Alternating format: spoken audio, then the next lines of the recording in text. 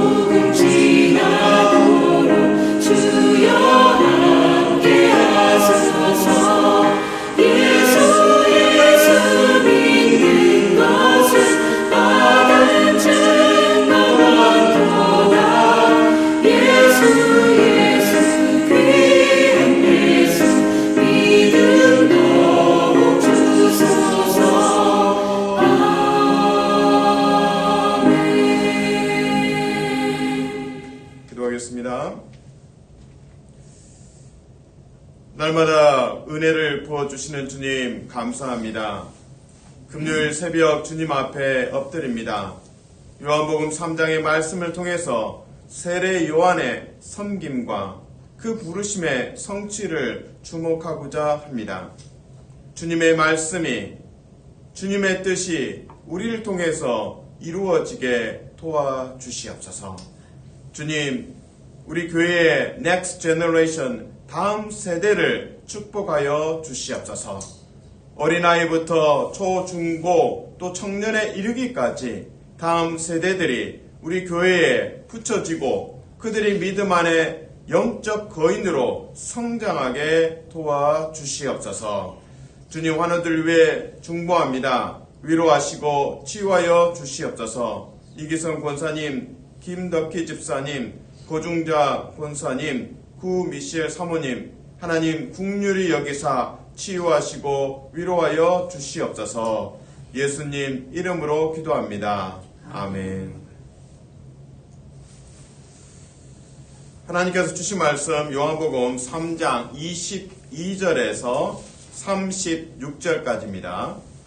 요한복음 3장 22절에서 36절까지 한 절씩 교독합니다. 그 후에 예수께서 제자들과 유대 땅으로 가서 거기 함께 유하시며 세례를 베푸시더라. 요한도 살렘 가까운 에논에서 세례를 베푸니 거기 물이 많음이라. 그러므로 사람들이 와서 세례를 받더라.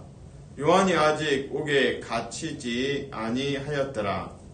이에 요한의 제자 중에서 한 유대인과 더불어 정결 의식에 대하여 변론이 되었더니 그들이 요한에게 가서 이르되 라삐여 선생님과 함께 요단강 저편에 있던 이 곧 선생님이 증언하시던 이가 세례를 베풀매 사람이 다 그에게로 가더이다. 요한이 대답하여 이르되 만일 하늘에서 주신 바 아니면 사람이 아무것도 받을 수 없느니라.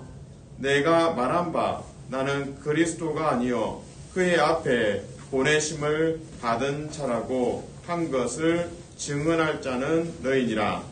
신부를 취하는 자는 신랑이나 서서 신랑의 음성을 듣는 친구가 크게 기뻐하나니 나는 이러한 기쁨으로 충만하였노라. 다같이 그는 흥하여야 하겠고 나는 쇠하여야 하리라 하니라. 위로부터 오시는 이는 만물 위에 계시고 땅에서 난 이는 땅에 속하여 땅에 속한 것을 말하느니라. 하늘로부터 오시는 이는 만물 위에 계시나니 그가 친히 보고 들은 것을 증언하되 그의 증언을 받는 자가 없도다. 그의 증언을 받는 자는 하나님이 참되시다는 것을 인쳤느니라. 하나님이 보내신 이는 하나님의 말씀을 하나니 이는 하나님이 성령을 한량없이 주심이니라. 아버지께서 아들을 사랑하사 만물을 다 그의 손에 주셨으니 아들을 믿는 자에게는 영생이 있고 아들에게 순종하지 아니하는 자는 영생을 보지 못하고 도리어 하나님의 진노가 그 위에 머물러 있느니라. 아멘. 옛부터 이런 말이 있습니다. 사촌이 땅을 사면 어디가 아프다고요? 예, 배가 아프다고 합니다. 근데 또 신선하게 느껴지는 것은 그 옛날이나 지금이나 땅 부자가 진짜 부자입니다. 그러니까 뭐 자동차를 하나 샀다든지 이런 정도가 아니라 땅을 샀다 하면은 벌써 이제 부가 수준이 훨씬 커졌다라는 거죠. 그래서 사촌이 땅을 사면 배가 아프다. 사람이 이 생각이 근심이 있고 시기 질투가 있으면 몸이 이제 나타납니다. 그것이 이제 배가 아픈 겁니다. 뭐 학생들도 시험 때문에 스트레스 받으면 뭐 두통도 나지만 배가 아프고 그런 경우도 많습니다. 자, 오늘 본문에서는 배가 아픈 사람들이 나옵니다. 누굴까요? 세례 요한의 제자들입니다. 그 세례 요한과 그 제자들이 원조죠. 세례 사역의 원조입니다.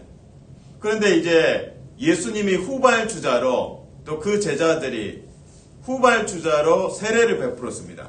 근데 사람들이 처음에는 이제 원조니까 세례 요한에게 다 몰려왔죠. 인산인해. 근데 지금 바뀌었어요. 후발주자로 예수님이 세례를 베푸니까 그쪽으로 가는 거예요. 그러니까 요한의 제자들의 입장에서는 우리가 원조인데 예수님은 후발주자인데 왜 사람들이 다 구름대처럼 예수님에게로 갈까? 여기서 이제 배가 아픈 거예요. 그래서 세례 요한에게 그 제자들이 질문을 하는 겁니다. 사람들이 다 예수님에게로 갑니다. 우리에게는 이제 사람들이 별로 없습니다.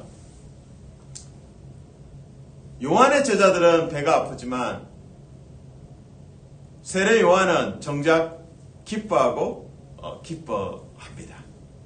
왜냐하면 하나님의 뜻이 그를 통해서 이루어지기 때문입니다. 내 역할은 선발대다.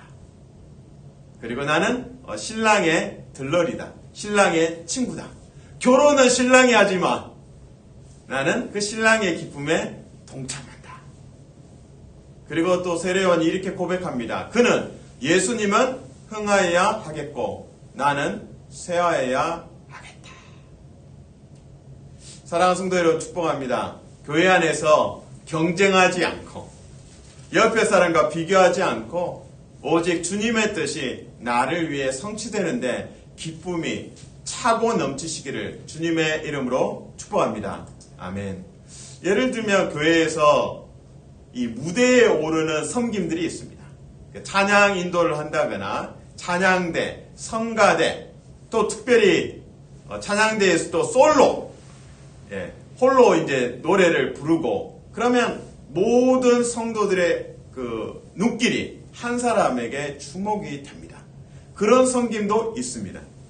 반면에 식당에서 봉사를 하거나 주차 봉사를 하거나 뭐 교회의 어떤 시설을 조금 이렇게 고치거나 이런 거는 특별히 표가 안 납니다. 하지만 우리 마음속에 계속적으로 사람들의 그 시선과 인정과 칭찬을 박수를 받고 싶은 욕구가 넘칩니다. 근데 오늘 본문을 통해서 깨닫습니다. 아, 그렇습니다. 주님, 숫자가 중요한 것이 아니고요. 사람의 눈길이 중요한 것이 아니고 하나님의 눈길이 중요합니다. 하나님의 뜻이 나를 통해서 식당의 봉사를 통해서 맛있는 음식이 이를 통해서 사랑의 섬김이 이루어집니다. 찬양대를 통해서 무대 위에서의 섬김도 귀하고 식당에서의 섬김도 귀하고 교회에서 청소하는 것도 귀하고 청소는 또 보이지도 않아요. 청소할 때는 몇 사람 와서 청소하고 그 다음에 아무도 모릅니다. 사람들이 알든 모르든 은밀한 중에 보시는 하나님께서 그 섬김에 상을 주십니다. 사랑하는 성도 여러분, 축복합니다. 여러분을 통해서 주님의 뜻이 이루어지는 것에 기뻐하고 기뻐하시기를 주님의 이름으로 축복합니다. 아멘. 저는 오늘 두 단어를 좀 집중해서 말씀을 드리고자 합니다. 첫 번째 단어는 흥하다라는 단어입니다. 그는 흥하여야 하겠고 예수님은 흥하여야 하겠고 나는 쇠하여야 하겠다. 자, 금방 이제 의미는 와닿습니다. 세례 요한은 이제 오늘 본문에서도 사실은 언급이 됩니다. 요한이 잡히기 전이었다. 세례 요한의 삶은 옥에 투옥될 것이고 나중에는 순교의 자리까지 가게 될 것을 알게 됩니다. 자, 여기서 흥하다라는 표현은 예수님이 흥하다. 뭐 우리가 이제 흥이 있다. 뭐 이런 표현도 씁니다. 근데 영어로 옮기면 increase라는 단어입니다. 증가하다. 증가하다. 그러니까 예수님은 증가하고 세례 요한은 좀 쇠하다. 이제 줄어드는 거죠. decrease 반대로. 자, 이 increase라는 단어, 증가하다, 또 흥하다. 예수님은 흥하다라는 단어가 이제 헬라어로 여러 가지 의미가 있는데 신약 전체로 보면 이 흥하다라는 단어가 잘하다라는 의미로 많이 쓰입니다. 세 가지 정도 이제 이 잘하다 또 흥하다라는 단어가 쓰이는데요. 첫 번째 용례는 사람이 잘하다. 그래서 누가복음 1장에서는 누가 잘한다고요? 세례 요한이 잘한다. 그 다음에 누가복음 2장에서는 누가 잘할까요? 아기 예수가 잘한다. 그러니까 세례 요한이 잘하고 그리고 요한이 잘하고. 그러니까 전인격적으로 키도 잘할 것이고 지혜도 잘할 것이고. 사랑하는 성도 여러분, 축복합니다. 여러분의 삶에 하나님의 은혜로 인해서 키도 잘하고 그리고 지혜도 잘하고 전인격적으로 성숙해지는 복됨이 있기를 주님의 이름으로 축복합니다. 아멘. 자, 흥하다라는 단어가 예수님이 흥하고 그것처럼 우리도 이제 흥하고 성장하고 자라가야 합니다. 첫 번째는 사람이 자라다. 두 번째는 속 사람이 자라는 겁니다. 속 사람이. 그 내면의 세계가 자라는데 무엇으로 자라느냐? 물론 독서도 필요하고요. 많은 훈련들이 필요합니다. 근데 성경에서 제시하는 자라는 것은, 속 사람이 자라는 것은 하나님을 아는 지식으로 자라는 겁니다. 하나님을 아는 지식으로 속 사람이 자라갈 수 있습니다. 그 말씀을 읽어 드립니다. 골로새서 1장 10절에서 말씀입니다. 주께 합당하게 행하여 범사에 기쁘게 하고 모든 선한 일에 열매를 맺게 하시며 하나님을 아는 것에 자라게 하시고, 하나님을 아는 것에 자라게 하시고, 이게 흥하는 겁니다. 이게 형통의 길입니다. 하나님을 아는 지식에 자라게 하시고, 또 그 하나님의 지식에 대해서 또 언급합니다. 베드로후서 3장 18절, 오직 우리 주 곧 구주 예수 그리스도의 은혜에 의해서 자라고, 은혜와 그를 아는 지식에서 자라가라. 사랑하는 성도 여러분, 축복합니다. 주님의 그 은혜와 또 하나님을 아는 지식에서 자라가고 흥하는 복됨이 있기를 주님의 이름으로 축복합니다. 아멘. 이제 세 번째 자라다, 흥하다의 의미입니다. 첫 번째는 사람이 자라다, 두 번째는 속 사람이 하나님을 아는 지식에서 자라갑니다. 세 번째 자라는 것은 교회입니다. 교회. 어떻게 교회가 자랄까요? 하나님의 말씀이 전파됨으로 인해서 그 하나님의 말씀이 흥왕하여지다, 왕성해지다 할 때 인크리스, 흥하다 라는 표현을 씁니다. 그래서 말씀이 자라는 것. 어떻게 자라나? 선포될 때. 그래서 예루살렘에서 선포되고, 그리고 유대로, 사마리아로, 그리고 땅끝까지 말씀이 자라갑니다. 어떻게 해요? 그리스도의 증인들이 선포하기 때문에. 복음을 선포함으로.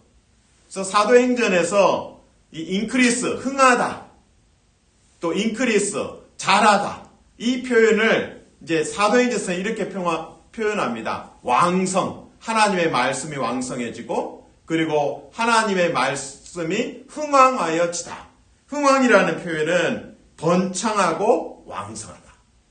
그래서 하나님의 말씀을 표현할 때마다 하나님의 말씀이 퍼져가는 것들을 말씀이 왕성하다, 말씀이 자라다 라고 이제 표현됩니다.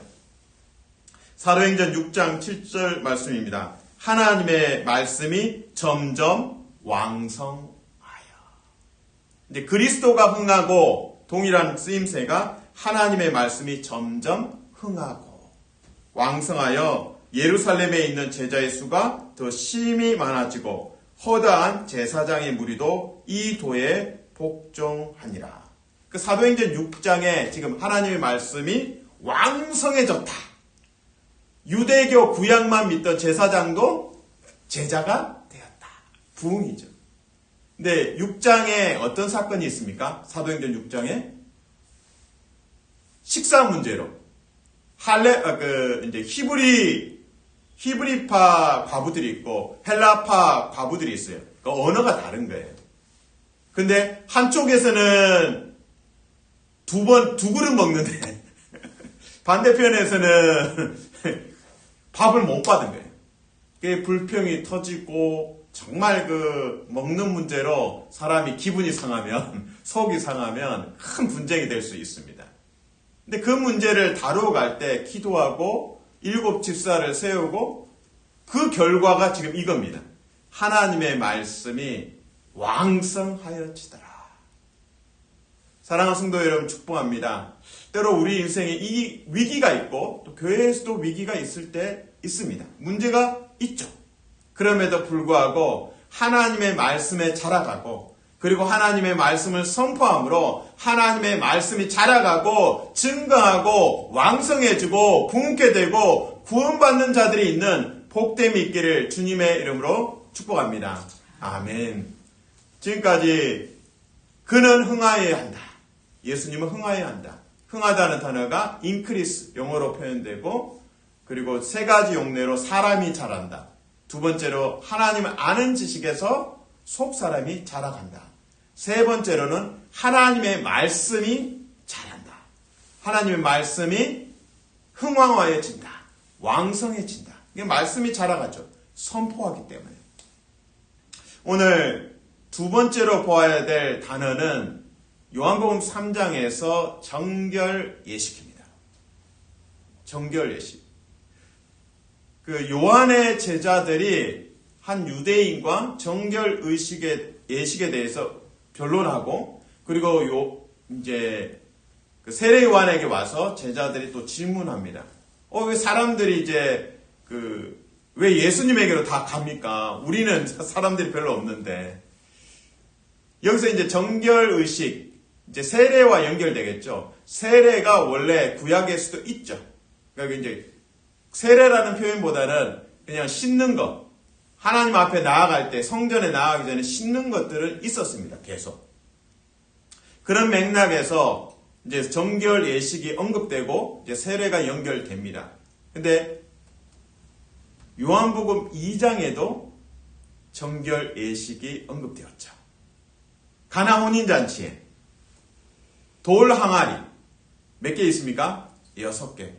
휘발유 큰 드럼통으로 이야기하면 한 12개 정도의 엄청난 양입니다. 그래서 유대인들의 정결 의식을 위해서 돌 항아리 6이 있었다. 그리고 예수님께서 물을 포도주가 되게 하신 가나 혼인잔치에 정결 의식이 있었습니다. 근데 오늘 지금 요한복음 3장에서도 다시 정결 예식을 언급하고 있습니다. 자, 정결 예식은 25절입니다. 이에 요한의 제자 중에서 한 유대인과 더불어 정결 예식에 대하여 변론이 되었더니. 자, 2장과 3장은 이렇게 긴밀하게 연결이 됩니다. 정결 예식. 요한복음 2장에서는 물이 포도주가 되고요. 요한복음 3장에서는 물이 포도주가 되는 사건과 비견할 것이 있습니다. 비유할 수 있는 무엇입니까? 물 세례에서 성령 세례로 나갑니다. 세례 요한은 물 세례를 주지만 예수 그리스도로 인하여 성령 세례로 나아갈 수 있게 됩니다.